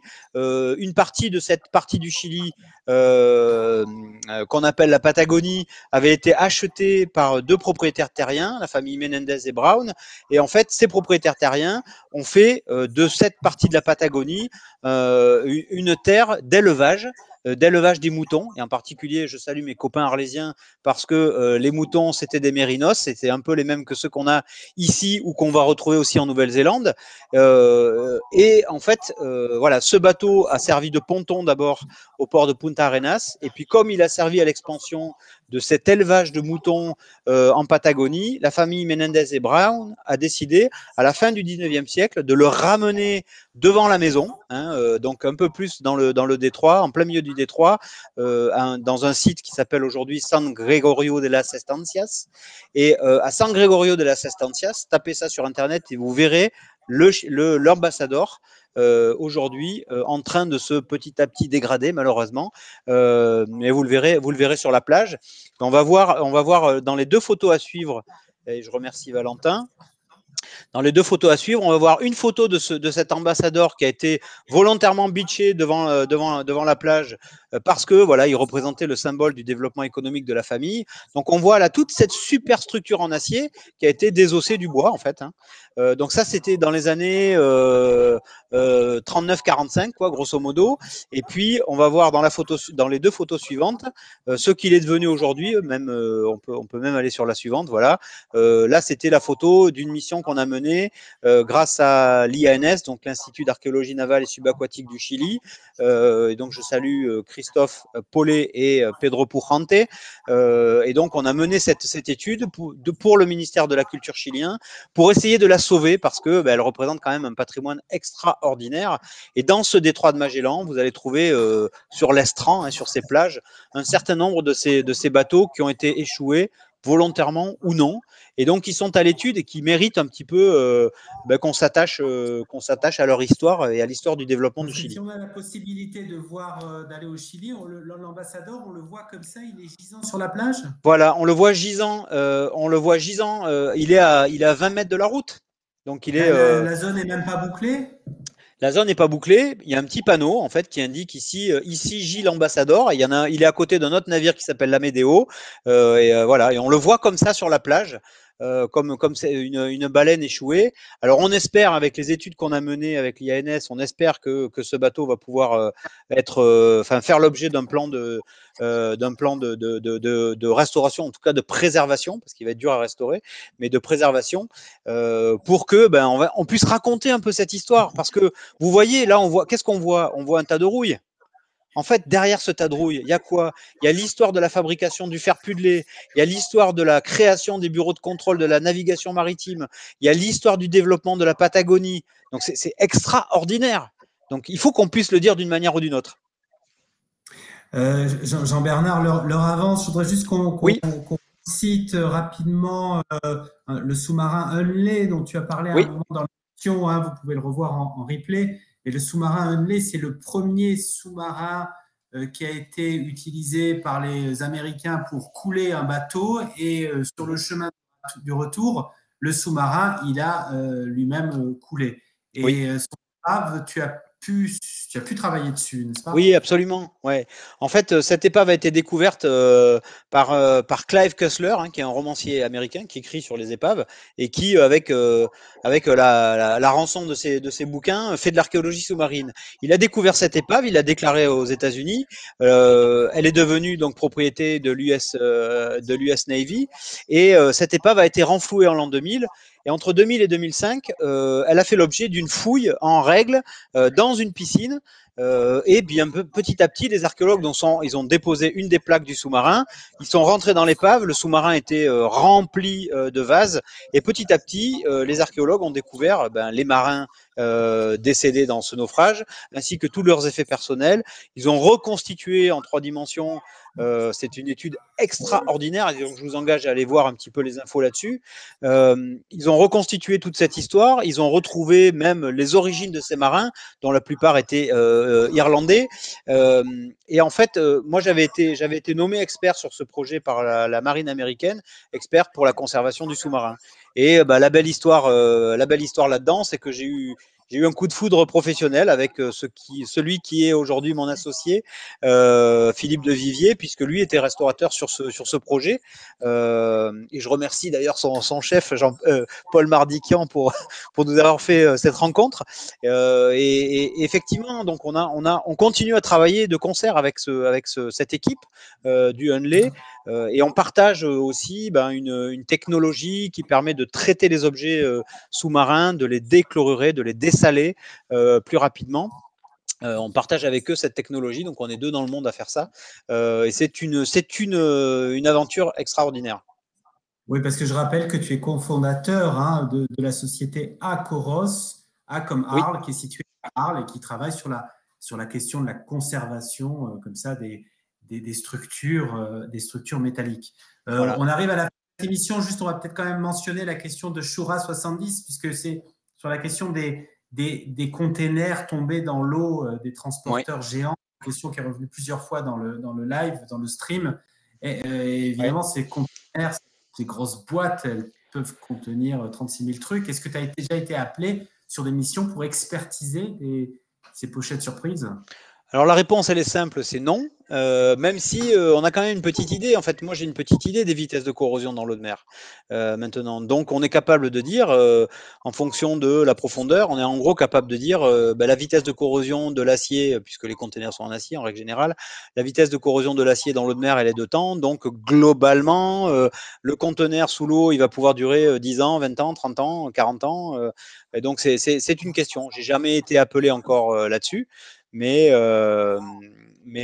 bon, peut-être que grâce à ce live, je serai appelé. Bon, voilà, on va finir là-dessus, malheureusement, mais c'est une ouverture vers le futur. Et tu m'avais Oui. dit pendant la préparation de cette émission, Jean-Bernard, quelque chose que je trouvais très sympa et percutant, c'est que tu voyais ton travail comme un point d'articulation entre le passé, ce qui est l'archéologie, archéologue, enfin tu travailles avec des archéologues, un point de jonction entre le passé et l'avenir. Parce que, évidemment, avec cette étude des matériaux, eh bien, tu peux donner des conseils sur la façon dont il s'agit de bâtir des navires pour le futur. Oui, absolument. On est capable de tempérer un petit peu le catastrophisme ambiant. Souvent, on a des gens qui nous appellent en disant « Oh là là, j'ai 2 mm de corrosion sur mon acier, tout va tomber ». Et on est, grâce à ces études qu'on mène sur les objets archéologiques, on est capable de calculer des vitesses de corrosion et de dire aux gens « Attention, c'est pas si pire comme disent les Canadiens. Ça peut, vous avez encore un peu de temps avant de décider quoi faire ». Je suis déçu en bien, comme disent les Canadiens aussi, c'est sympa comme expression. Déçu en bien, c'est Star White Knight, puisqu'il nous dit en tout cas, des magistrales, c'est live toutes les semaines. Merci. Une bonne façon de s'adapter aux nouvelles plateformes. Et oui, on essaye sur CAvenir, sur Facebook, évidemment, mais vous allez me dire Facebook, c'est pour les vieux. On est sur Twitter, on est sur Instagram. Merci à Valentin Collia qui fait tout ce travail, le community manager de Sciences et Avenir, qui s'occupe aussi de la régie de ce Twitch. On est sur Twitch toutes les semaines, le jeudi à 17h30. Il faut vous abonner à la chaîne pour savoir de quel sujet on parle la semaine prochaine, etc. Jean-Bernard, on a vu ta fougue et ton enthousiasme. Et justement, je voudrais quand même dire que tu les prolonges dans des activités vachement originales, puisque tu as une activité théâtrale, mais par laquelle tu fais de la vulgarisation scientifique et technique. Technologique, tu expliques la vie des matériaux. Peut-être dis-nous un mot, renvoie vers un site. Oui, en fait, 2 mots là. J'ai conçu en fait j'ai construit un spectacle avec la Mondiale Générale, qui est une compagnie de cirque contemporain, et avec un voltigeur de cette compagnie de cirque, j'ai construit un spectacle qui s'appelle Faire. Et en fait, c'est un spectacle qui, au travers de récits, d'anecdotes et au travers de performances circassiennes, raconte l'histoire du fer, et raconte aussi, et ça c'est moi ce qui me passionne aussi là-dedans, c'est que ça raconte aussi l'histoire des différentes crises écologiques qu'on a rencontrées dans l'histoire de l'humanité, et comment l'homme a réussi à les surmonter. par exemple, je vous donne un exemple, c'est on a fabriqué de la fonte avec des arbres qu'on a fait tomber et qu'on a carbonisé pour faire du charbon de bois. Et puis un beau jour, on s'est aperçu qu'on allait déforester toutes les forêts européennes. Et donc on s'est dit, ben là, on est con, il faut arrêter. Passez-moi l'expression, il faut arrêter tout ça, il faut arrêter le massacre. Qu'est-ce qu'on fait? Donc on a trouvé du charbon minéral. Bon, mais un beau jour, et on y est. On arrive à la fin du charbon minéral, ben, qu'est-ce qu'on fait? On fait du recyclage. Donc, ben, en fait, l'idée, c'est d'être un petit peu optimiste sur ce qu'on vit aujourd'hui. On va trouver des solutions, en tout cas, moi, j'en suis convaincu. Et l'idée, c'est un peu de raconter, au travers de cette histoire, ces histoires dans la grande histoire. Alors, il y a un site, c'est quoi le site où on peut voir le teaser du spectacle? Alors en fait, il faut aller sur le site du Citron Jaune, qui est un conservatoire national des arts de la rue, qui est à Port-Saint-Louis-du-Rhône, et sur le site du musée départemental de l'Atlantique, qui sont les deux coproducteurs de ce spectacle. C'est un spectacle qui devait être joué pour la première fois le 20 novembre dernier, ça a été repoussé au 23 avril prochain, et c'est encore repoussé au 20 novembre prochain au musée, mais c'est un spectacle qui est amené à tourner partout en France pour les amateurs de vulgarisation scientifique, de cirque et de fer. Bon, on mettra le lien de toute façon sur l'article de Sciences et Avenir sur lequel dès demain vous pourrez voir le replay live. On vous remercie. On remercie Snowy White pour ses 100 bits. On vous remercie tous d'être venus, d'avoir posé les questions. Merci beaucoup. C'est d'avoir ce moment d'échange avec vous. Voilà, vous êtes nos lecteurs, nos spectateurs, c'est pour vous qu'on fait tout ça, donc c'est sympa d'avoir ce moment d'échange. Merci beaucoup Jean-Bernard Mehmet. Je rappelle que vous êtes docteur en corrosion marine. On a parlé pendant 1h30 des épaves sous-marines avec vous, puisque vous êtes expert en conservation, restauration auprès de l'UNESCO, co-rédacteur de l'annexe de la Charte internationale des biens culturels maritimes. Et vous êtes cofondateur de la société Acoros à Arles qui travaille sur la question de la conservation de ces structures métalliques, des bateaux, mais pas que, parce que je vous ai vu dans un sujet télé où vous travaillez sur une halle qui a été conçue par Eiffel, je crois. On va pas. Absolument. Tout à fait. Je crois que sur le web, vous retrouverez facilement toutes ces infos. Sciences et Avenir, c'est un magazine. Alors j'ai un reflet là. Voilà, c'est un magazine qui est en kiosque. C'est aussi donc un site web quotidien qui parle tous les jours de l'actu des sciences. On a une douzaine de papiers écrits par des journalistes. On a une super équipe de journalistes à Sciences et Avenir.